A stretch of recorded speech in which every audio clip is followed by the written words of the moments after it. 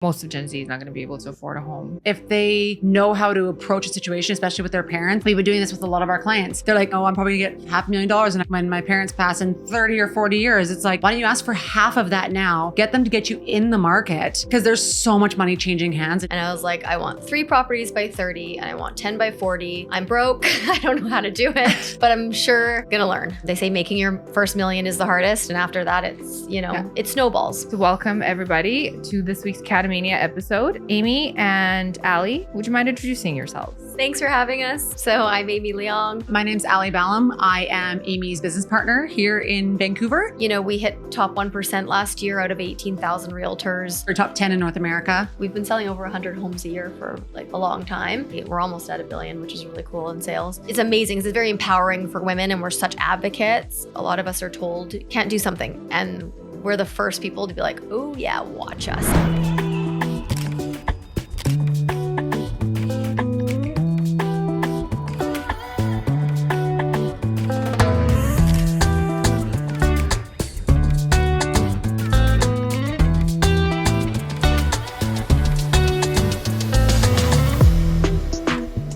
To welcome everybody to this week's CATAMANIA episode, and as per usual, remember to give it a like or a thumbs up depending on whatever platform you're listening to this on. And I think that's all I have. I am going to, without further ado, welcome my guests today. We're going to be talking about mainly real estate, but other stuff too. Amy and Ali, would you mind introducing yourselves?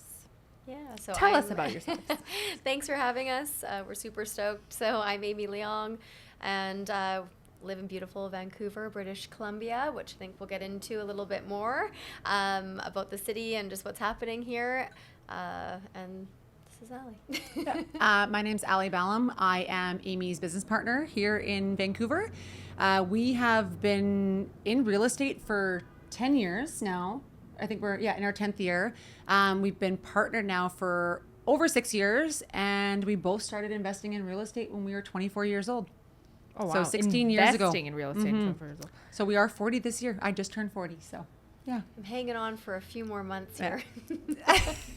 That's awesome, though. Yeah. So you mentioned before you worked in the service industry.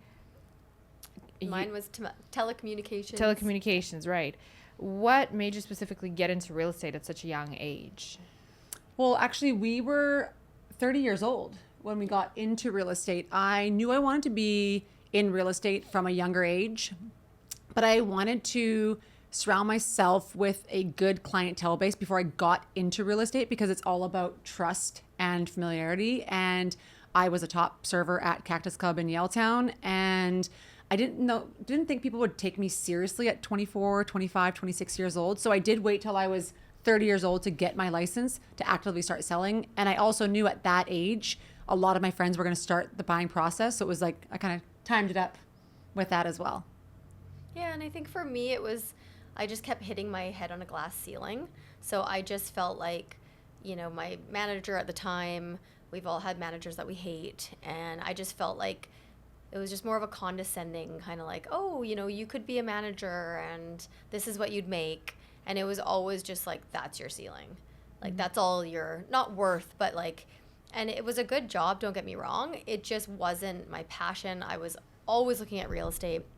I lived in Hawaii for like a short stint and I read the book Rich Dad Poor Dad. It literally was like a light switch went off and I was like, what am I doing? So I got on a plane, flew back home. And I was like, I want 3 properties by 30 and I want 10 by 40.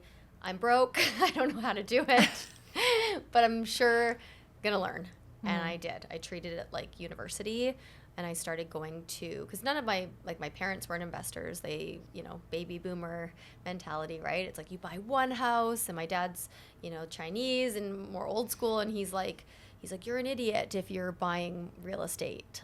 But they went through the 80s, right? Right. God bless baby boomers. Honestly, they're awesome. The life that they had and what they had to work with, right? I was just talking about that with my husband. That, even just the idea that you get a 9 to 5, you don't complain, you buy a house, you raise a family in it, but it was doable back then. It was affordable. We say that too. Even my dad, it's funny, we had we were chatting a couple days ago, and my dad's like, you got to stop buying real estate. Like, I feel like every year you're buying like 1 or 2 properties. They just don't get the mentality. For them, they bought their house and built their house in 91, the house they're in now, for $330,000, and it's now worth 2.2 to 2.5. Like, Yeah. we can't. That's not happening now. No. Like, No. it's And not the they're same as your income. Like, they're not risk takers. Yeah. I'm like, we like to say calculative risk. Like, I love taking risks and I'll always do it. But it's also like, I'm not going to just close my eyes and just jump into something either. Like, it takes a lot of data and analytics and economics. And so it's just the learning of it. I was so interested. And I was like, I don't want to be this young girl that everyone's like, okay, you know, just a pretty young thing and that's it. And it's like, no, I want to, you know, now we're in rooms with, you know, people that make the real estate world go round, billions of dollars of real estate. We're almost at $1 billion, which is really cool in sales. And it's just, it's amazing. It's very empowering for women, and we're such advocates, you know, like, and I know you are too, like with women, it's so important because a lot of us are told, you know, that you can't do something. And we're the first people to be like, oh yeah, watch us. Okay. We'll just put that in the back Challenge of the head, accepted. be quiet and then dominate. So. How did you, Amy, you mentioned that you were broke. Like, how did you go from I'm broke, I don't have any money, to I'm investing in my first property? Like, where'd you get the money? Like, how Well, the did you- first one I saved for 5 years. So it was not overnight. We always tell people, like, you know, it's not a get rich quick thing, right? Yeah. But 5 years, I remember like $500 every month. I was working since I was 16. So, you know, like I had the means, but it just took longer. But I just knew I was, you know, renting in crappy basement suites. Like I was like, you know, coming from more of a lower income neighborhood.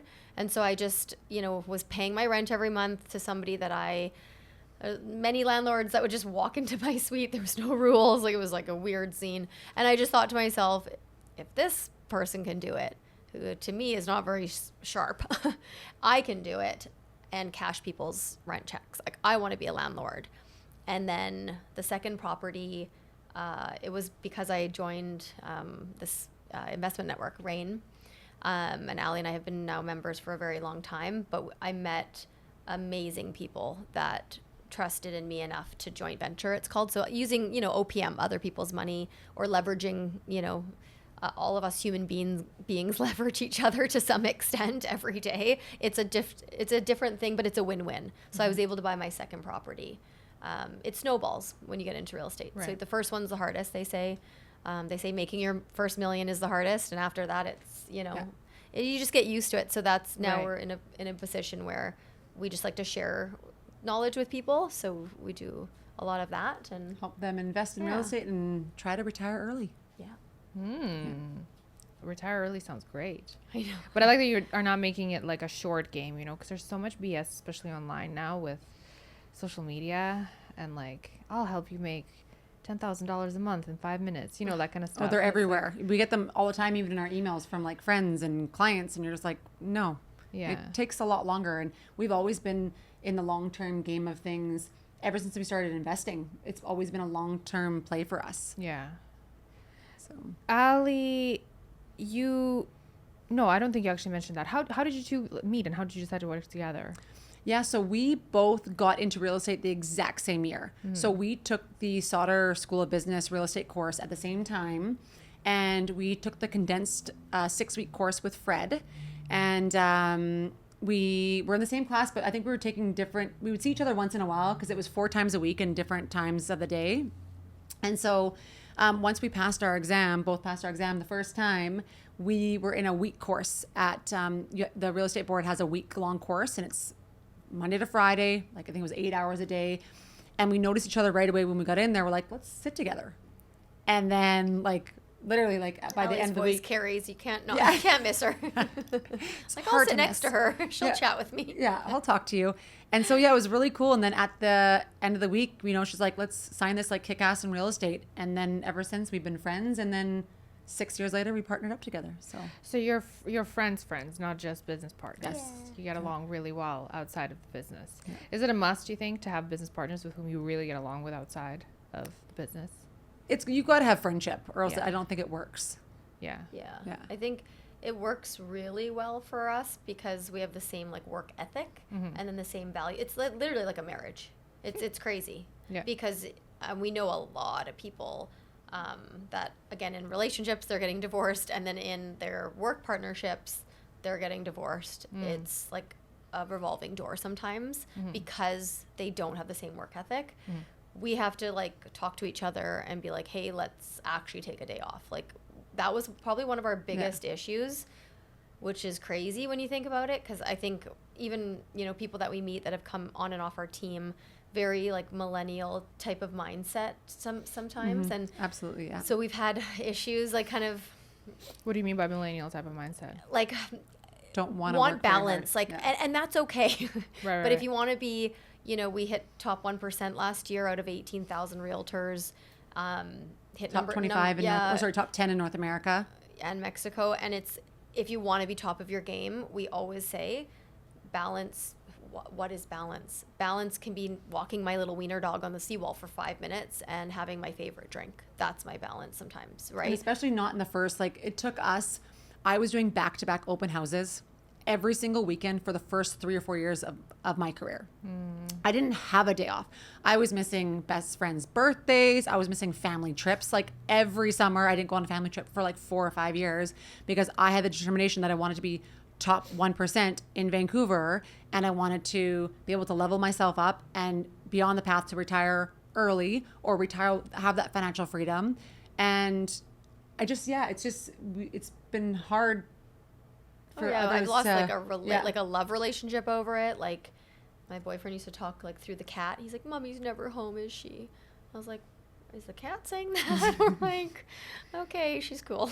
Like, You know she that- wants mommy to succeed. I was gonna say millennials is one thing, but Gen Z, not to talk smack about Gen Z, but that's like a whole other conversation. So I think we're like, so I'm just trying to figure out, because What's we're Gen talking about Z like, again? we're talking about like 20 to 25-year-olds, 20, 28-year-olds. I think that's Gen Z. Okay, we're talking about I think Gen that's Z. Gen Sorry. Z. Okay. I think millennials are like 27 to like 40. Like I think you'd We're be on the cusp. Yeah, we're still Okay, millennials. okay. Yeah. Yeah. We're like, and you know what's so funny? I always look at like older generations and they always say like, oh, in my day, everything was so good. You guys are like, you know, good luck.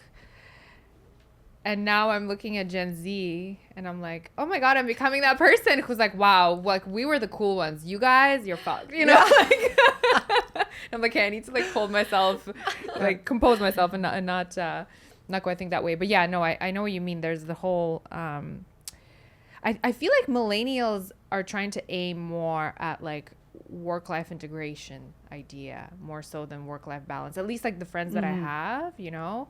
But when you're starting something, like it's just, especially, and correct me if I'm wrong, real estate seems to be ridiculously competitive. Very competitive. Yeah. So if you're not doing more than, you know, the top performing agents out there, You're getting left behind. yeah, especially in the first little while, it makes perfect sense. To add to that it's a business that you're starting.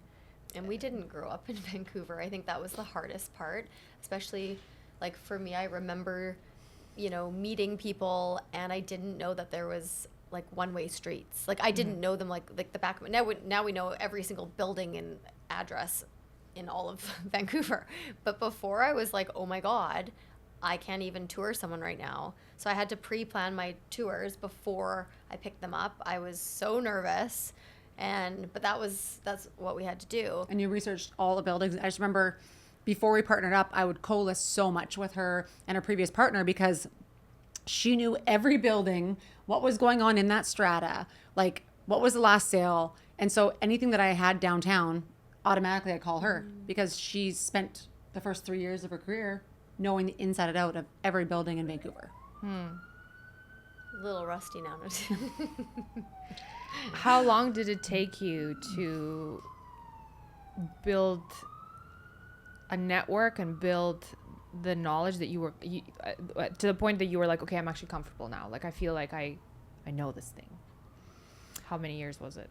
I think probably 3 to 4 for me. And then like that next level after we partnered up. So I'd say, 3 to 4 years it took me to get really comfortable so that I could walk into any room and close any deal. So it took a while. Allie's nickname actually is the closer. I'm the executioner and she's the closer. Yeah. It's a good system. How much of what they show in Selling Sunset is true? Like, of the dealings We with... love that show, but my God, they do not Sell real estate. any real estate. They actually did the stats. They pulled them, and it was what, like... I can't remember, Or yeah. the Oppenheim group, I'm sure, like, those guys crush it, but the It's all for stars, show, I think, right? It's just, reality TV, I think. Yeah. I'm sure some of them are selling some sort of real estate, but I think you look at some of them now, and I don't follow them on social media, but if some of them come up and it's like someone's doing a cooking thing now and they're constantly cooking in their Instagram videos. Yeah, it's just, for us, I mean, we love more like watching a it, but it's more so show. reality Yeah. in our opinion. Or we know because we went, or Yeah. I won't name him, but I was dating someone that was on the show like that in LA.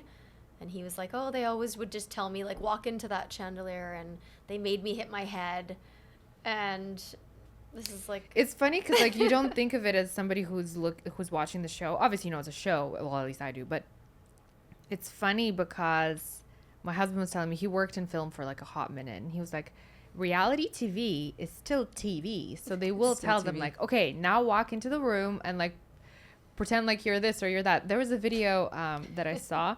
A girl was making fun of one of the episodes. And I love the show. I think the show is really funny. Oh, we love, don't get us And- wrong, we love yeah. it. We love some good reality TV Yeah, shows. but there was a video where, like, there was, like, a really tense moment, like, dramatic moment, and Jason from Oppenheim Group was like, okay, I'm gonna go take the call outside, and this girl, it was a TikTok, this girl was like, watch his phone, and his phone was on this setting, like the camera setting, and he was like, Oh my gosh. I love it. and it went viral, and it was just so funny. That's so funny. Like, Do you know who are doing business though? Is like Ryan Serhant. Like my husband and I went through the whole series last week, and those guys, they're actually producing. Like so, it's which show was that? it's the Owning Manhattan. Oh, okay, like they're I all haven't watched producing. it Like yet, it's but like yeah. looks like it's just. I mean, could be all for reality TV, but it actually looks like they're all producing. Yeah. Well, we got asked to be on a show here. Netflix. But we said no because it just said if you're okay with like high stakes, high drama. Mm-hmm. We're not okay with Not that with okay. our client. Like if Right. we have high stakes and high drama, that's not how we do business. Right, We're right, losing right. a lot of our clientele. I think. Yeah. There's going to be a certain perception, and then And it takes us away from doing what we love, which is helping people create generational wealth and Yeah.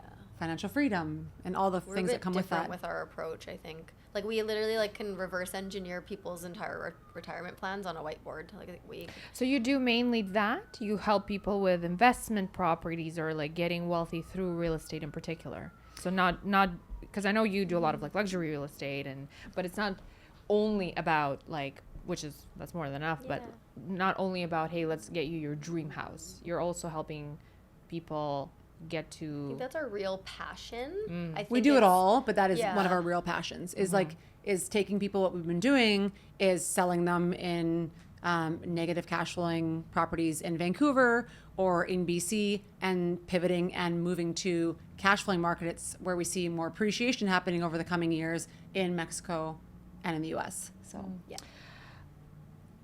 What do you think about why is Canadian real estate so crazy? And for those who are listening, like Vancouver, what's the average price of a home in Vancouver? Let's do the standalone homes, like standalone house. If a small family wants to buy their first house, which depending on where, like it's different Yeah. from Right. street to street.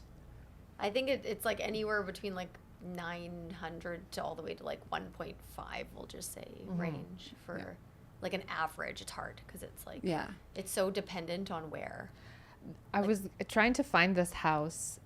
I don't know what area it was in, but it was not like one of the central ones. It was one of the areas where you like get into Vancouver. We're driving here from the Okanagan, sort of on the outskirts. And it was like, honestly, I thought to myself, oh, this must be strictly for investment purposes, because it was like a rundown home that looked really awful. And I was like, well, maybe the interior is nice. And I'm curious how much it is. I look and it was $1.2 million, and the interior, it honestly looked like a home that should have just been tear down, and but it was 1.2. I was like, okay. Yeah, and even land out in like Pitt Meadows is like $1 million to like tear down a house and rebuild. So it's pretty crazy. How long has it been this crazy, and what makes it so crazy? Well, I think like even just graph wise, if you go back even 10 years, Vancouver it hasn't dipped into a seller's market hardly at all.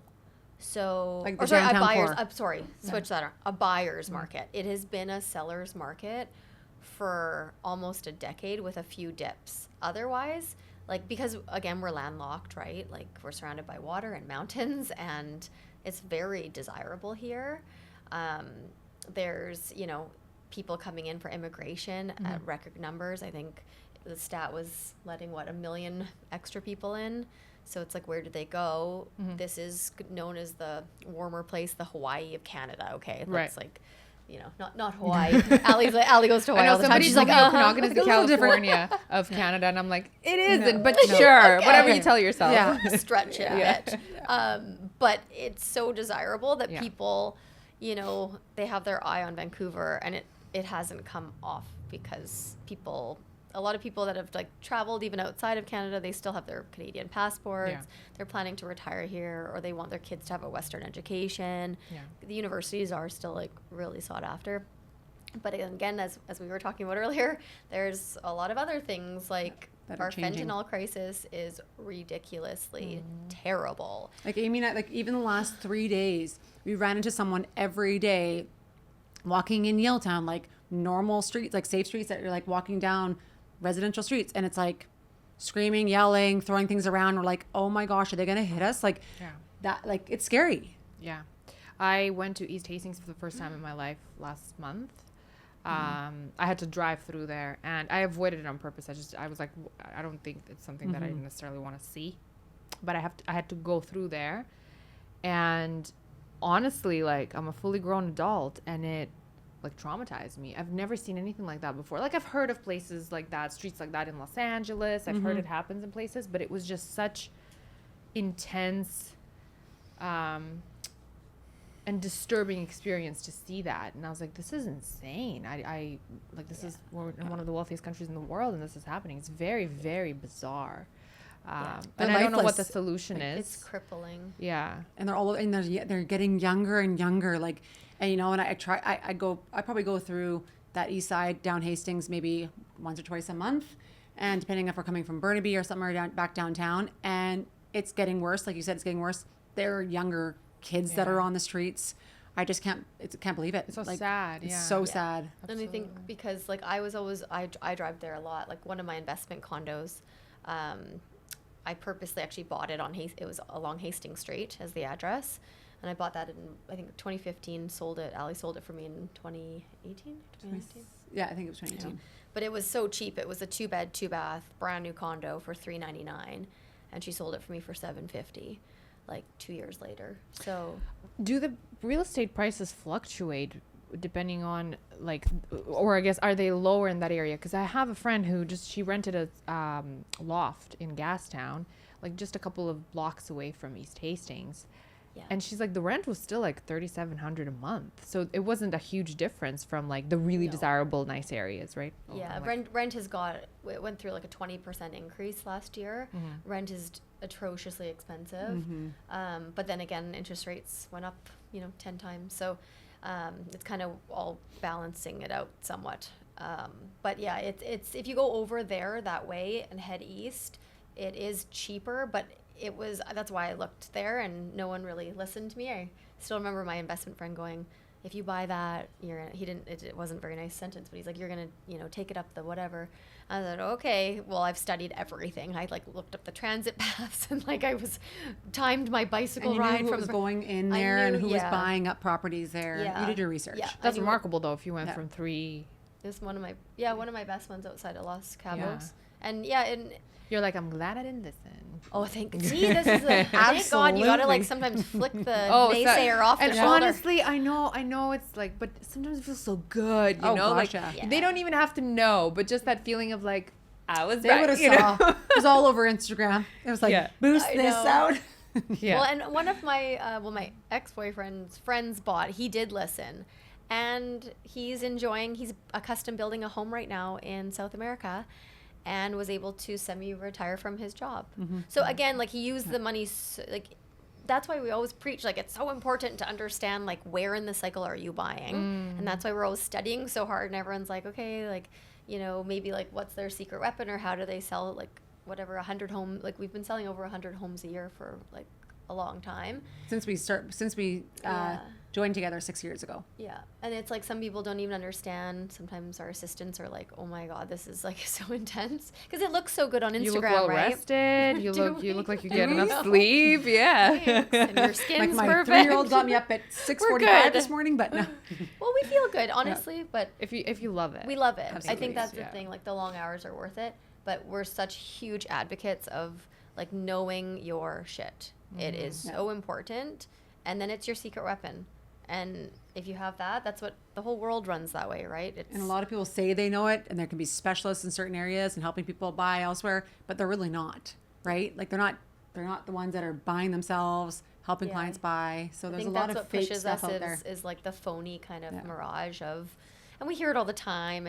And Vancouver, to be honest, is really bad for that stuff. Like people are driving Lamborghinis and Ferraris, and they don't own real estate. There's no assets, like real hard assets. That sounds like my people. In my culture, you will get yourself a brand new Porsche or Mercedes before you get yourself a meal. Honestly, like that's like people. I showed you Khrushchevkas, like the buildings, the apartment buildings. I'm not even kidding. You'll see in my city, you will see a building like that, and then it'll just be like brand new BMWs and Porsches and Mercedes. Like that's the number one priority in life. You get the car because the car everybody can see, right? You're like real estate, only like those who invite can see, right? So like that's the number one priority. I'm gonna get so much flack for saying that, but it's true. It's literally true. But it's so crazy. Vancouver sounds a little like my. We'll probably get flack from our.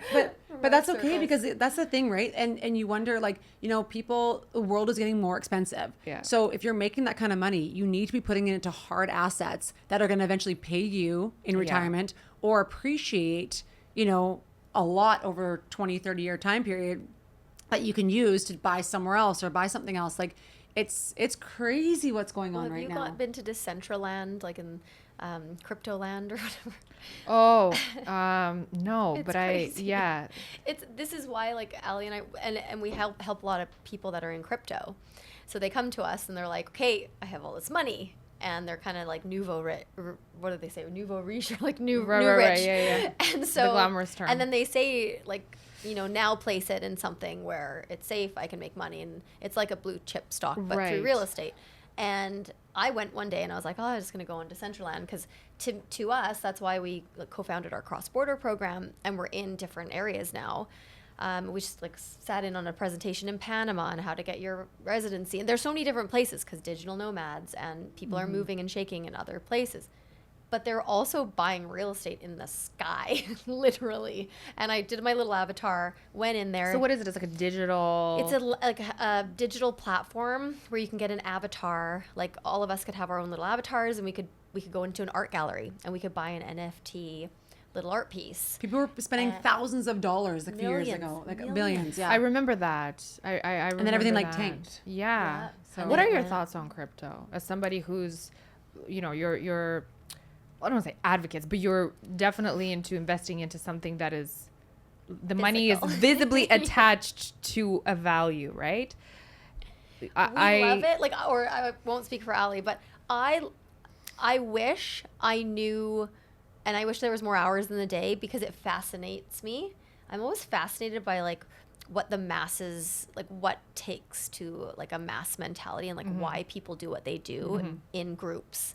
And so if something looks like hot and shiny, they are all lined up for it. The newest shoe comes out, everyone's lined up for it. It's like, how did every single person want that shoe? Or how did every single person want or know about crypto, but they don't really know? So they're blindly like nobody in our circles.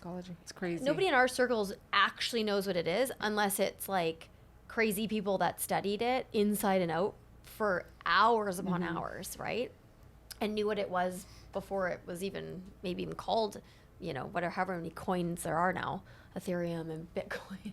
Yeah, I can't even keep track. Like there's like dog name toys. Like, I was like, what is happening? Like, there's so many. Dogecoin, like what? But I think for us, like even for myself, like I never really got into it, because for me, I always like my goal is to to own a certain amount of properties by the time I retire, and all those properties are hard assets and they're going to pay me in retirement. Yeah. Even if all 10 or 15 of those houses pay me $2,000 to $3,000 a month, which is on a very low end, that's $30,000 minimum a month in retirement, if not more. So it's like Bitcoin, yes, it goes up over time, and all these coins have gone up over time, but can they continue to pay you they've monthly? also tanked, and they've like- tanked. Real estate is a more risk adverse because I even said to Amy, if I bought a property for $500,000, and even if in 20 years it's still $500,000, and all I put down was 20%, someone else paid the other $400,000 down, and it's going to pay me $3,000 to $4,000 a month for the rest of my life. It is a built-in pension. Yeah. So I think you can't. I don't know much about crypto, but I've always had a very iffy feeling about it. Probably because I don't understand it, quite frankly. But just like, if there's money, there should be value attached to my, like, physical value. Maybe I'm old fashioned. Again, maybe I don't understand something. You're like, I want the gold bars stacked in the closet.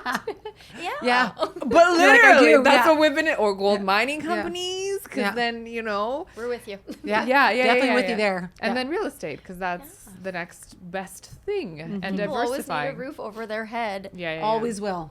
Doesn't And matter. I think that's, and then there's like AI now, and that's freaking us out because like Bitcoin, it's so interesting. There's like this movement happening outside of real estate. Like, we study carbon credits, okay? And Tesla made more money in, like, what was it, last year and 2021. They made like over $850 million, okay? Actually, it might be billion. I need to Google that. Maybe you Google that. How much money Tesla made last year? Off of carbon credits. Your mind will be blown. Oh, carbon. More than oh, more carbon. than more than Yeah. Tesla's. Okay, let's just say we don't know the exact figure. Yeah. You're on it, but they made so much money, and there's this wave happening of like, capitalism and the environment and all this stuff, and then you have AI that's trying to take over real estate and trying to take over. Oh, so many. That's what Every the scary industry. thing is. How is AI trying to take over real estate? Oh, they're going to take over. I mean, obviously, they're going to be taking over a lot of people's businesses. Yeah. If you don't need to be present somewhere, Right. like a mortgage broker or a financial advisor, or just, there's a lot of things. Obviously, when you're top of your game, it's not going to hurt you because your people are still going to come to you. But I think it's a lot of people are going to be, their jobs are going to be being replaced by AI, because if they can do the exact same thing and formulate all the numbers and get it out quicker than you can, or the same, and it's AI generated, and they don't, Like, you can write a book in a minute. cost Yeah. efficient. Like, it's Entire pretty book. scary. And even with real estate, who knows, one day they might be able to take a big chunk of the real estate world out. I think just like mortgage brokers or financial advisors or anything that, a lot of people like to still meet face to face, and they need that expertise, of course, but it's going to take out a lot of jobs over the next 5 to 10 years. Absolutely. Amy, it just says here, I found information according to Global Fleet. Definitely almost read that as feet. Globalfleet.com. A revenue peaked in 2023, hitting 1.7 billion, according Okay. to the brand's Q4 report. Q4 2023 A report. lot of moolah. I was talking to, Karen Bond. She's an interior designer here in Vancouver. She was on my podcast yesterday. And I asked her, because she's an interior designer, so I was like, how do you feel about AI, kind of taking over these creative jobs? And she's like, not too worried for one particular reason. It doesn't have intuition, and you can't read your energy. She says, I like clients that. that work with me, I love like, I can read your energy. I can, like, understand that maybe something was off, and I pick up on it, and then there's, AI is not going to be able to do that. I hope. I Not. Do you know what I mean? Like, that would be, Well, then we're really Well, what's screwed. crazy is that, like, I was listening on the radio the other day, and like AI, these people are having relationships with AI, like boyfriends, girlfriends, best friends, because they can add emotional support. SecondLife.com. It's so scary. They can What? add emotional support.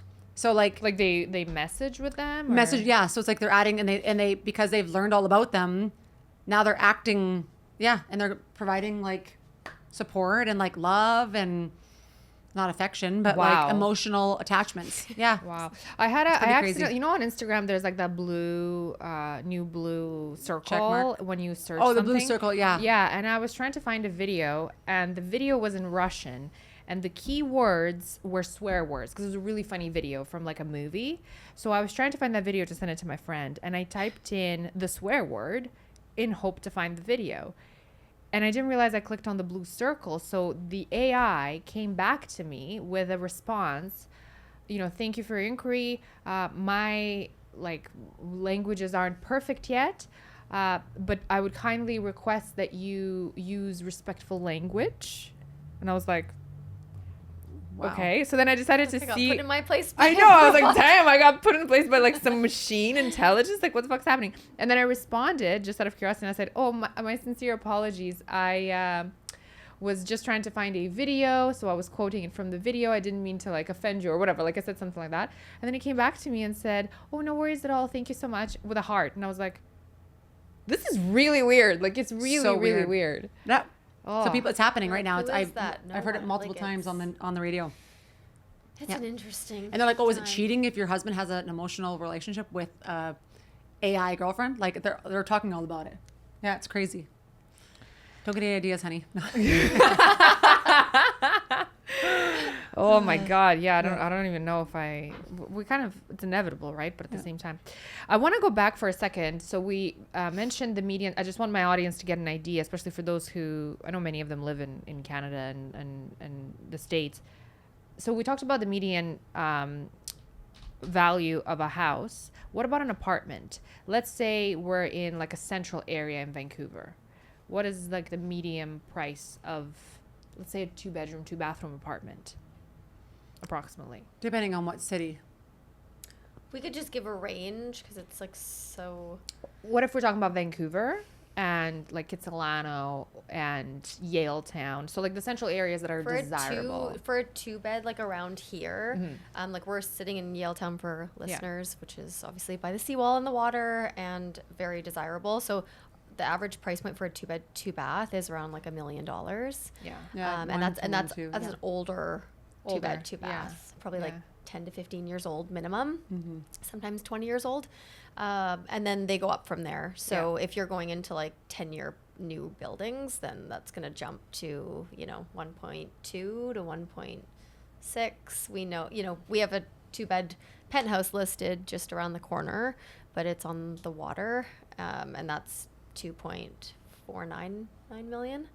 So, but then that's a really good deal, and it's a penthouse. So 2.5 can be, as well. It depends where it is. But, Right. And then in the outskirts, it's more of, I would say, in the 750 range. Mid sixes to Mid-sixes. If you go low out even sevens. further, like 40 minutes from Vancouver, in like the Fraser Valley. So it's still quite, it's affordable for, Yeah. let's rephrase that. It can be affordable if you really go east. Yeah, and keep on definitely. going. Yeah, for sure. And it's sort of the situation. I mean, obviously Vancouver is next level. Toronto's getting very close. I have some friends who just bought a house 40 minutes away from Toronto. Nice property. It's not brand new, but it's a nice property. It's got a beautiful backyard with a pool. It was 1.2 million. Don't know the square footage, but it's like 3-bedroom, I think 2 full bathrooms. The basement is not developed. We were talking about United States and how the prices there are different depending on which state you go into. Totally, depending on which state you're going California is pretty insane too. Yes. Even though I've always said, I'm like, between Beverly Hills and, I don't know, an area in Canada somewhere in a Canadian city, I'd probably choose Beverly Hills because it's Beverly Hills. But at the same time, it depends, right? Where. So what made you go into or get into cross-border real estate and specifically go into US and Mexico? Because my understanding is you've built up a business where you help people invest in properties in both countries, US Absolutely, and Mexico. Yeah, I think for us it was after COVID and just the whole craziness of The conversation started like probably 2018, 2019 of like buying our first place outside of Canada, but it really, started. Because it's also up interesting in because 2020. my limited understanding of real estate agents and the way you do real estate was that, if you're a realtor, you're tied to one place. And it seems like that's not at all the case. You can actually diversify into other markets, right? Yeah. So it started around COVID. I think for around COVID, and you're right. It was, a lot of like the realtor training groups, they jam it down your throat and they're like, you have to farm an area. You hear the word farming. And Ali and I are like, we're going to farm really far. Everywhere. Yeah. But we're specialized in the areas, right? So like Ali's now licensed and set up as like a full licensed realtor in the state of Arizona. She took the exams, like everything's good. She has access to the property portals and everything. So we can list, we can sell, help people buy. We wanted to do everything ourselves. That's another thing that I think maybe sets us apart from other realtors is we always put our money where our mouths are. Is that? Yep. Yeah.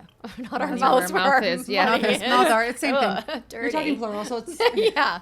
So You're talking to somebody who I used to think that to drop a deuce meant to throw a party because English is not my first language, so we're good. Yes. When I was learning English, that's what I love it. Oh, That's my what I God. concluded the meaning of that statement is, and I was like, okay, yeah. yeah. It's So too that's funny. the thing. I Like had many of those. we wanted to be the guinea pigs because there were so many like tax issues. Like how do you structure it? How do you buy? Do you buy in your personal name? Do you buy in a corp? Do you buy in an LLC? Do you buy in a cross-border trust? We didn't even know that existed. And so if you have kids, you want a trust because it bypasses probate. There's so many things. So we studied it again, went into the ins and outs, bought ourselves. Now, Allie's building a beautiful house in Gilbert with her husband. And so we just kind of saw the opportunity. We were going a lot to the States, It was expensive. Every time we traveled, we're like, why don't we just buy something here and we can Airbnb it when we're not there? The Airbnb rules were getting more strict in 2020 and 2021, right? And I mean, now it's just impossible. But there was other opportunities for ourselves as well as a lot of our investor clients. We were selling in Langley. We were selling in Victoria. We were selling in Kelowna before those markets boomed, right? And then we're like, where is the next opportunity? Like, we're not going to Hope. Our clients aren't, like, where's somewhere fun that they can go and invest and use a property in a sunny destination? What do you have against Hope? Just kidding. No. I'm like the Sasquatch man lives there. We're still in BC, right? And it's Yeah, just yeah, like yeah. and diversification was I actually huge don't for like us. living in the Okanagan, but that's like my personal. I just like big cities. That's all. Yeah, and it's beautiful. And for us, like, we just wanted diversification. We wanted, obviously the world's changing in many different ways, politically, climate-wise, everything. And it's like, we wanted to be able to have somewhere we could get out of the city, get out of the country, and vacation with our family and friends, have a place for us to use as well as our family and friends to use, and then rent out when we're not there and generate really good cash flow. Vacations are so expensive these days. Well, everything is. Everything, yeah. Like McDonald's French fries are up 136%. I have a merch where I made comedy videos about how if something doesn't fit within your budget, just increase your budget. So funny. And I get mainly laughs, but some people take it very seriously. course. And then they, What about Mexico? So we chatted obviously before we even started recording, because that's something that my husband and I also have come to realize that they're actually becoming more and more desirable, like many places in Mexico. First of all, it's paradise from coast to coast in terms of nature. What area of Mexico do you think is like the most up and coming one, and which area are you focusing on? So we're very bullish on Tulum. So our brokerage is Engel and Vokers, and it's in over 33 countries now. We have 1,000 shops, 19 on the island of Mallorca, just alone. So Ooh, yeah, Mallorca. yeah. So We're going to get out there and visit one day. Yeah, so we can that sounds we amazing. we have presence Yeah. very globally, and that's a huge reason why we're at our brokerage. So we just invested in Engel Vokers Tulum. So we're actually the new owners of it, along with our partner Carlo, who's amazing, and he owns Playa del Carmen, another shop with like 38 plus agents. So we actually ended up selling so much, and they started seeing that on social media. And Because we were doing it like how it happened was a friend of ours was selling down there and got like us and especially my husband and I super interested, and so we actually bought a villa last February, so in February 2023. I love how you guys go and just like, we're gonna buy a villa. Well, we I actually, like this one. the funny thing is we'd never been there. We actually bought it it was 320,000 US. It was affordable. It, numbers were to generate between $60,000 to $100,000 a year. It was a place where we can go vacation with our family and friends, hand them the keys. And then also we knew it was going to appreciate like crazy because the train hadn't been really, it was being built, but we didn't know if it was going to be the new built. airport. Yeah, the new Airport, everything, yeah. right? And so we saw what was going to happen over in Tulum in the next 5 to 7 years. And then once we bought, then a lot of our clients ended up buying because they're like, okay, well, if they're buying there, it's obviously they've done the research, which we have.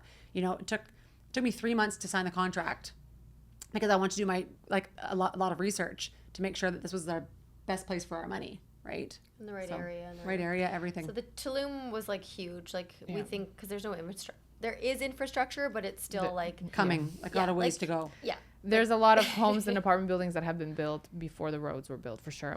We have friends, the friends we have in Toronto, they bought a place in Tulum last year. It was like a big year for them for real estate. But like the apartment building is gorgeous, and the apartment buildings around the apartment building are also gorgeous.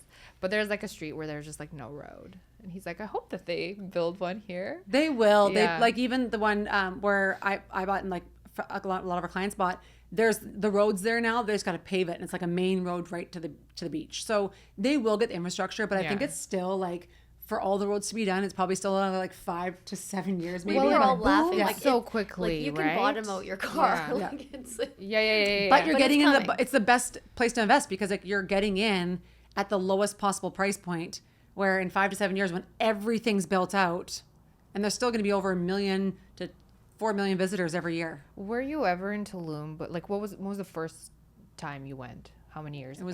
The first time I ever went was a month and a bit ago when we opened our Oh, office. really? Yeah, we had never seen our property. We got to walk through the actual show home for the first time in May.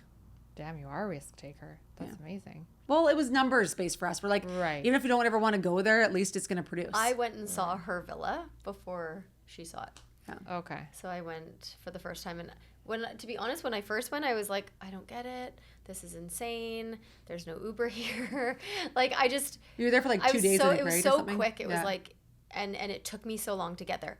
But then the airport, on the way home, the second time I went, it was so special. It was amazing. And like now I can't wait to buy there. But because I bought in Cabo, I feel like condo rich and cash poor right now. So, but Tulum, I got it. Like I walked away and I was like, I get it. And then now obviously we're extremely invested in the area. So it's good.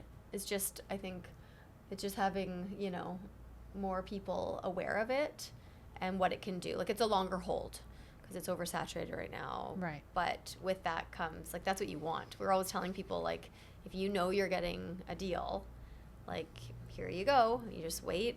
And How do you know you're getting a good deal versus like this is going to be just a pain? Like, sure, it's a good deal, but it's a pain. And a pain in, like, that doesn't get built, or that, like, you don't trust the... From the perspective of maybe the build, or that is going to be more of a headache to maintain, especially from afar. Like if somebody's thinking about investing. We've done our research. So we actually have a property management team down there from start to finish. So they like take care of furnishing. We have an interior designer. She takes care of furnishing all, especially in Tulum and in Cabo. There's a couple in Cabo that Amy works with closely. And so they furnish your condo. You don't have to go there. Oh, I wish I knew about this, like, for my friends, because I'll tell you off recording the story of how they furnished their condo. I couldn't imagine doing it in Mexico because it's not our language, right? It's just a different pace of life. Yeah. And real estate, everything is a little bit slower there. And so is finishing homes, and so is staging homes. And so I think the language is just, you run into issues because it's harder, right? It's harder to express yourself and stuff like that, right? Yeah, it is. And so we've got that like part of our program. It's like a 7-step process, and we help you from start to finish. So you don't ever have to go in the areas you're investing in. I mean, most clients want to, and they're going to spend probably 2 or 3 months a year there, but you don't have to go if you don't want to. Yeah. Completely we had turn clients your that hands they off. sold their 1-bedroom down here in Yaletown for, I think it was like $840,000. They ended up buying a 3-bed, 2,000 square foot villa with us in Cabo, and they came, and I'll never forget. They're like, Amy, we've never been before, and I just thought they had seen it.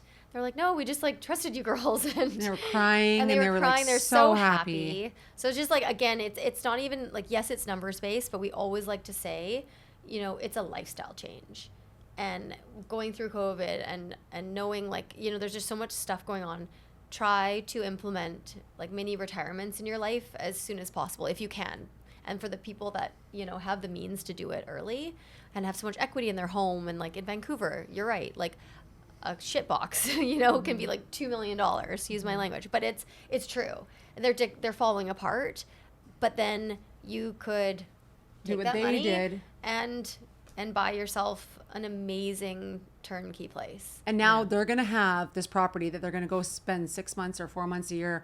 That's going to also be a nest egg for them. It's still going to make them 40 to 50 grand a year if they want to spend still stay 3 or 4 months a year. It's still going to generate so much cash flow and that's USD. So like their condo here was barely breaking even. So how can you retire? It's so hard, right? And a lot of people don't have pensions, and you're right. Who knows where you they'll gotta be figure out a in way 20 years.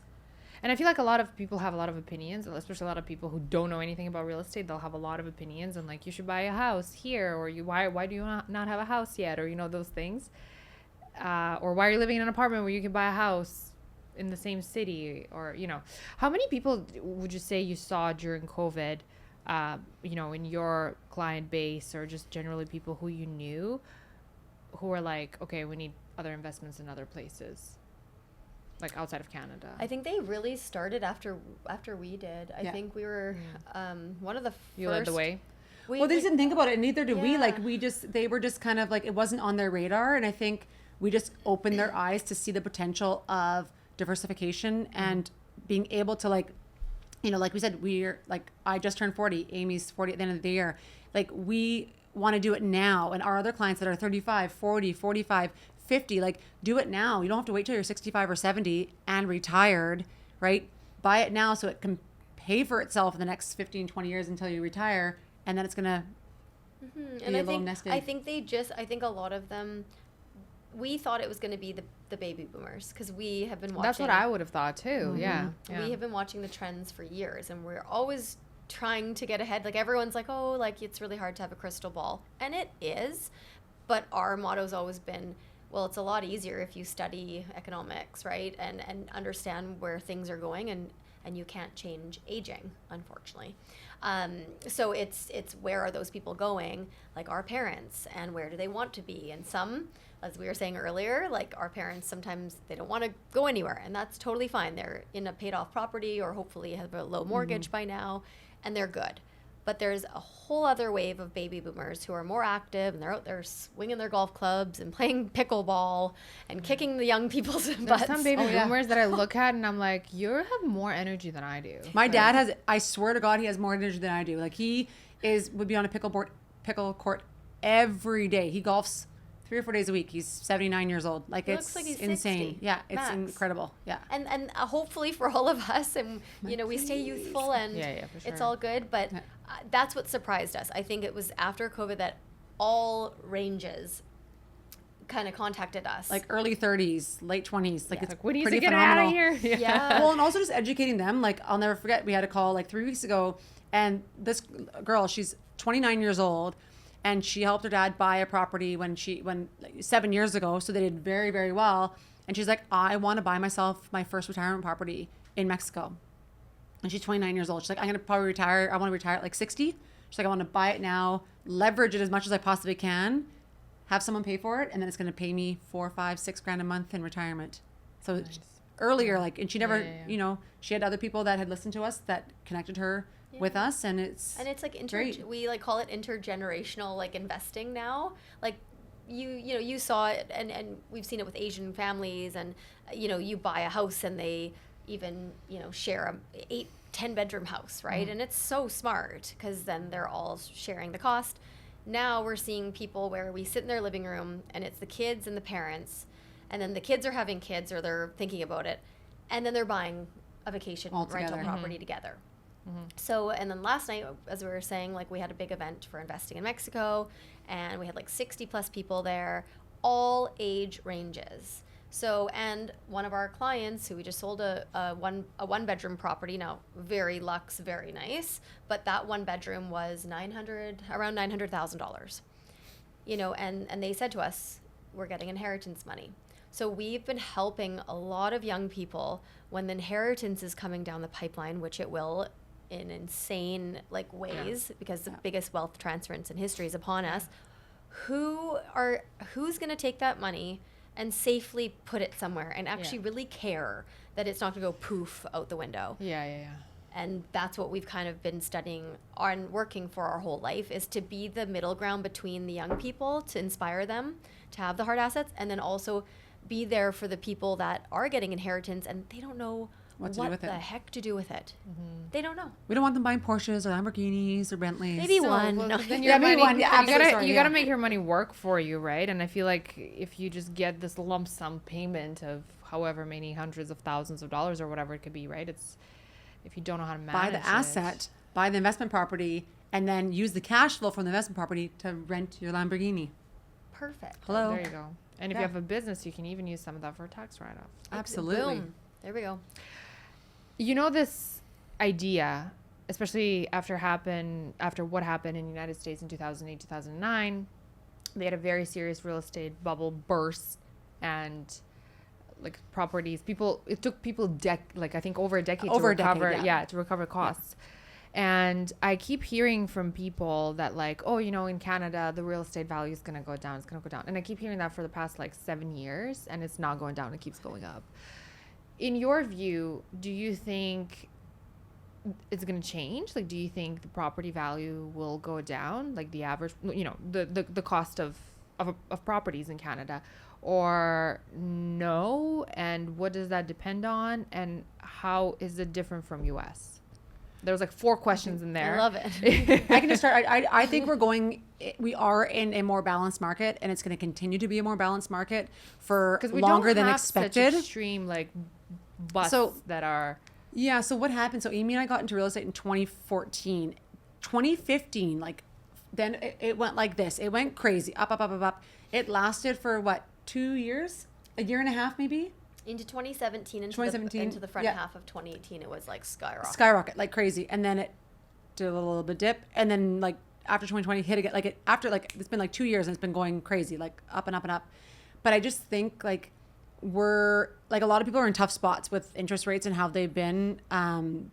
There's a ton of renewals coming up from 2020, even 2021. We sold our house in Calgary in 2019. 2020, and the interest rate was like 2%. Like 2%. Yeah. It was like nothing.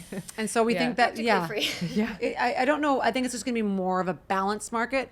I don't think we're going to see huge strides like we have in the past so soon, like we always have in the past 10 years that we've been in real estate, because it's always like rebounded so quickly. That could be wrong. Obviously, a lot of factors come into play with that, but interest rates are just so much higher than they were. And there's 30-40% of mortgages being renewed over the next couple of years. That's a lot of mortgages that people were at like 1.5% to 2.5%. Right. It's a big change. Yeah. So I think, yeah, and then the inventory, it's all dependent, and I think you're right, like you haven't seen it like really change, like it should have really changed after all those interest rate hikes, and the inventory was like the lowest it's been in like 30 years. Like so it's just, if we have no inventory, it's just supply and demand, like it's Right. not going to move the needle on the pricing. But now, as Ali said, like we in Vancouver, we were in such a seller's market. It was like, okay, you know, buyers, 10 offers, like, you know, we want the family that has the picture attached, and pulling on the heart. We wrote so many letters to sellers begging them to get our buyers into their property. Like it was wild. And then, so that was like 2017, 2018. Then the next peak was 2022, February, March, highest point. So it almost took like 5 years to hit from peak to peak. And then you had asked, well, how do you know if you're getting a discount? We go that far back now. it's like in Vancouver 2017, 2018 pricing. To see, and Ali and I hit some crazy records, like in buildings. 2017 seems like it was just like 2 years ago. I know. And now It's like, oh wow, actually that was actually a while ago. Okay. Scary how like 7 far years. We'll go all the way back to 2017. I'm like, oh damn, it is all the way back. It is. way back. Yeah. And that's what, you know, we were selling so much property down here, and we cannot, like, it's actually, prices have gone down quite a bit. Because, so for example, in one building just over here, okay, there's 2 streets away, I'll never forget, 1082 Seymour, okay, is the address of the building. And we sold a 1-bed and den for $840,000. 20 years old, okay? At the time, sorry, it was 15 years old, but now it's 20 years old. And it's never been hit again. Then we sold a 2-bed in the same building for $880. I think it was like $880. A 2-bed, 2-bath. Then 1-beds went all the way down in the 2019 2020 kind of Vancouver crash, we'll call it, to like where condos dip so much. And how much was the crash? Like how Well, so by how much that did you get it? $840K, you could Yeah. pick it up for under $700,000. Just so, under 700. So it That's came crazy. off. So, but it's not as 140 dramatic as grand. like it was in the States, right? No. Like No, No, during we didn't 2008, experience because that was 2009. a very different. That was Yeah. like the Yeah. crisis with anyone and everyone was getting mortgages back then. Right. was Yeah, like, no. yeah. You could just walk in and ask for a mortgage. My understanding. I mean, Yeah. that Yeah, was yeah, before. yeah. Yeah. But we were that's really yeah, and nesting so with it. I think that's the thing is now you can spot a deal because if you know what it's hit in the peaks, well, you know it's a realized price. Someone's actually paid it. You're not speculating, so you know it's reached that high. It's just a matter of time that it reaches again or comes close to it. So that's kind of what we base like how we find deals for people now. We're like, okay, we know it's this much off. And we always say like in the next, it might take 5 years, it might take 10 years to hit that, but it will get back up there because it's a realized number that someone has paid.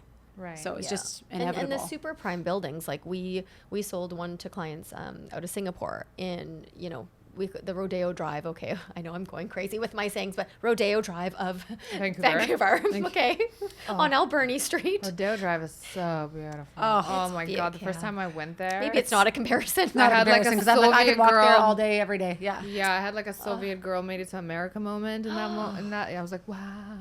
It like is. It's special. It's Pinnacle like, of yeah. It's beautiful. It's gorgeous. Oh, So what's you feel the some type of Rodeo way Drive? when I'm you gonna. It's walk along Alberni. there. You gotta go. Well, Okay. it's not as impressive as. As Now you Beverly got my Hills, hopes up. but- My Let's see if you expectations have are- a moment. she Let's calls see you, if you she's have a like, moment. Amy? I'm not having my Soviet moment. Yeah. It's But not there's happening. Montclair and Prada and Okay. There's Dior like and nice. yeah, and, Yeah. So, but our clients bought there, and it was New York pricing. It was hitting over 3,500 a square foot.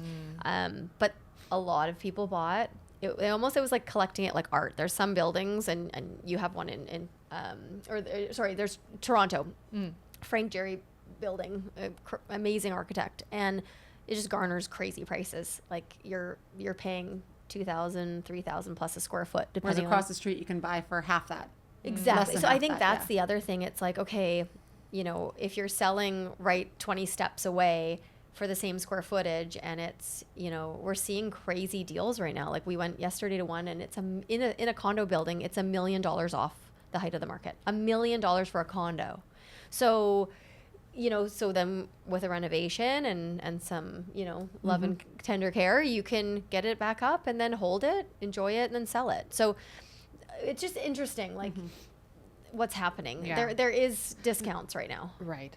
But obviously, they will never be as dramatic as they can be in places in U.S. just because of how the market is. Exactly. We are a lot more strict here. The banks, I mean, with how they approve Yes. the mortgages and stuff like that. It's almost impossible these days. Yeah. It is. Do you Yeah. think, the whole narrative of like Gen Z is not going to be, most of Gen Z is not going to be able to afford a home. Do you think that that's sort of accurate? Obviously, it depends on the individual, but I'm just curious to know what your thoughts are. Because we were chatting about how much easier it was for baby boomers to buy property. And Yeah, but baby boomers are the one with all the money right now. So I think if Gen Zs, if they know how to approach a situation, especially with their parents, and ask for their retirement now.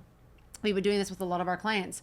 They're like, I'm probably gonna get $500,000, and when my parents pass in 30 or 40 years, it's like, why don't you ask for half of that now? Get them to get you in the market, pay that line of credit or whatever it is, get them to co-sign for you, whatever they'll do, to like comfortability wise, because there's so much money changing hands, and Amy's like, this is her forte on this, but it's like there's trillions of dollars changing hands, right? And so there is opportunity. It's just if they're not in that mindset or even thinking about it, then I feel bad for them, and we're always trying to say, like, don't get discouraged. Have a plan in place. Like, I don't even know how I thought to save $500 a month for 5 years, but that was 14 no longer years ago.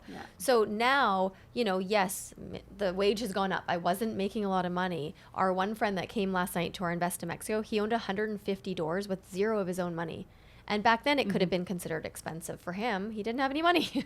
So we're trying to tell people, like, it's not impossible, but you do have to be creative or think of other ways that you can get the money.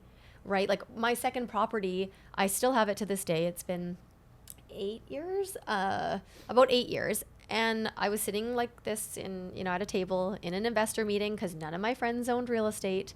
I didn't have any money. but I was studying how to spot deals, and that was my contribution to my joint venture and how I got my second property that I still have today. I only put down, I think it was $30,000. So again, for people listening, could you get something that you could save for in a span of X amount of years? You probably could. I see young girls walking around with Louis Vuitton bags, or who knows, like it's just thousands of dollars of stuff. Tens of thousands of dollars of stuff. Yeah. I know girlfriends that could sell their bag collection and buy a condo right now. And again, it's a choice. They probably won't very do it. true. They love their bags. But again, what do you want, right? Because the ones that want it, they can get it. Find a way, yeah. But they need to be around people and young people. And that's why we love, like, we're happy to be here and talking to you, and that you care enough about your, viewers and listeners, because if people can hear it from young women that did it when they were 24, then hopefully someone listens and gets inspired that they can do it. Well, yeah, do something that they love, and B, that even though I feel like you do need to understand what's going on and appreciate maybe why certain things are happening, not to allow what you hear on the news or what you hear people say really get to you, because I know that I have some of my listeners who are maybe working a job they really hate, and they're not maybe making enough, and they're in this constant cycle of people telling them, like, do this or don't do that, or get a job or do this. Yeah. And it's just, I feel like it's important to hear it from people who maybe were in your place at some point in life and they made changes and it works, right? Because it's hard. Like, I feel like especially Gen Z now all of them are being told, like, you're never going to buy a house, you're never going to own anything, you're never, good luck. Which I think is silly, because like Amy said, you just have to be creative. And a lot of our clients that we've been meeting, and we've been speaking to universities, and it's like a lot of these people, especially pharmaceuticals, like, they're coming out, they're going to be making great money. Doctors, even though they're super young, they will, like, mortgage companies will lend to them. Right. So it's just even like if being they have creative. Student debt, like, so even a lot of them, debt. because they almost like hedge on what they're gonna make. So they actually, banks have, programs for them, and then they can get approved. So it's interesting. Like, and maybe even invest in a property. Your first property might not have to be, in Canada. Maybe you can invest somewhere in Mexico. Like, or even in the U.S. Like, there's and I mean, this is another topic for discussion, but Amy and I've been getting into Section 8 rentals in the U.S. where you can buy homes for $50,000 to $100,000 that do $1,200 to $1,600 a month in rent. Like, there's other options, right? You can just to get in the market and move things around and whatnot. So creative. There's ways. And mindset. How much does mindset have to do with? Well, and if they have Bitcoin, they're buying something that is, not so tangible, and like they can use it and trade it, but it's the same thing. Like, you don't have to buy it in your backyard if your backyard's costing $1 million. You can, people that came yesterday, young people too, and they're like, thank you so much for inspiring me and motivating me. I'm going to start saving, or talk to my parents at least, or my aunt or my grandma, and just, show them what we can do. Well, most people I didn't know how to manage my money until I was like, oh my God, I need to figure something out because I'm not doing very well. I wish I learned earlier. Like, I mean, I've done very well, thankfully, very blessed, but I wish I knew more when I was like 17, 18, and it did take me like 24, 25 years old. Does anyone, did I miss a really class? Wish, like, what's I happening? missed that class because my husband and I talk about this all the time. Myself. Yeah, all the time. It's crazy. Like, there should be a course or a class in school that teaches you. And people get very defensive when you start talking to them about money. That's something, like, where I come from, it's not uncommon to just ask a person, like, how much did you pay for this? Or like, how much did they pay you for this? Or like, how much money you make? Like, it's not really like, people will talk about that. I find here, I don't know if it's like that in US, probably, but like in Canada, people are like, nobody ever talks about money. Like, it doesn't, like, it's like faux pas. You're like, okay, like, yeah, like they get offended. Like, everybody does it their own way. And I feel like I appreciate the differences in cultures, but I also feel like we need to have more conversations around that, because like, that's a pretty like big thing in our lives. And we need to know how to manage it, right? We need to know what to do with it. Especially if you don't want to be working till you're 90 years old. Yeah. Like, I tell you, we see so many people, even realtors, that are in their 80s and 90s, and some of them are doing it because they still love what they're doing. They don't want to retire, which is great, amazing, right? But others are doing it because they have to, because they didn't buy and weren't creative when they were selling for the last 40 years, and they're still in the business. Yeah. Right? Because they didn't invest in real estate. Yeah. Yeah. Planning's everything. Planning is everything. Yeah, even on our presentation last night, I remember a stat, and it was that there's 7.6 million people that are over the age 65 in Canada as of 2023. But if you're over 65, the stat is that you're going to live as a man 19 years longer now. Women 22 years longer, so we have a little bit more longevity. Sorry, guys, but you're living longer. My own dad complains. I've never met a man who complains that he's going to live longer. He goes, Jesus, I might live till I'm 90. And I'm like, you're complaining that you might live longer, Dad? Like, but he's stressed, like he's like, well, how much money do I need? And everything's going up. And then I understand, like, but it's a real complaint. Oh, shucks, I might live longer. Damn it. But am I going to have the money? You think it would be the opposite reaction, like, oh, wow, I get to live longer, right? But the problem is, too, is like when you look at that, is that's why we want to help people set themselves up for retirement. Because if you're buying real estate and you have these properties that are continuing to pay you for life, and you can still play Monopoly with them and move them to different, assets, but you're always going to have that money coming in. Whereas, like we said, the pensions, we always want to help people pad their pensions, but even firefighters and police officers, their pension, okay, if you don't own real estate, you're going to get outpriced for a 1-bedroom condo in 10 to 15 years for rent. You're not going to be able to afford groceries. You're not going to be able to afford put gas in your car. You just won't, right? It's just the reality. Expensive. Yeah. So using real estate as investment and as a way to build wealth is basically definitely, according to you ladies, a good idea. We like that quote. 100%. 90% of millionaires are all millionaires because of real estate in some shape or form. And it's quite true to this day. And I think it will continue to be.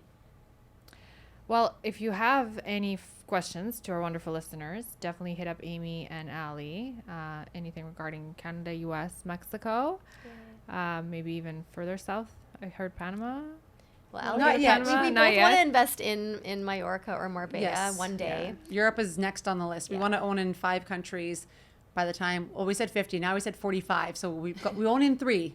So we've got 5 years to do 2 more countries. When you talk to someone who's so passionate about what they do, you like get up and you're like, damn it, I need to like go out and like purchase some properties or something. I don't know. Figure a way how to. But good, it worked. We got you. We'll help you. Thank you so much for your time. I appreciate it. I will link all the contacts and stuff like that in the description. And I really appreciate you joining me. Thanks you for so having much us. for having us. Thank you to our wonderful listeners for tuning into this episode. I will see you next week.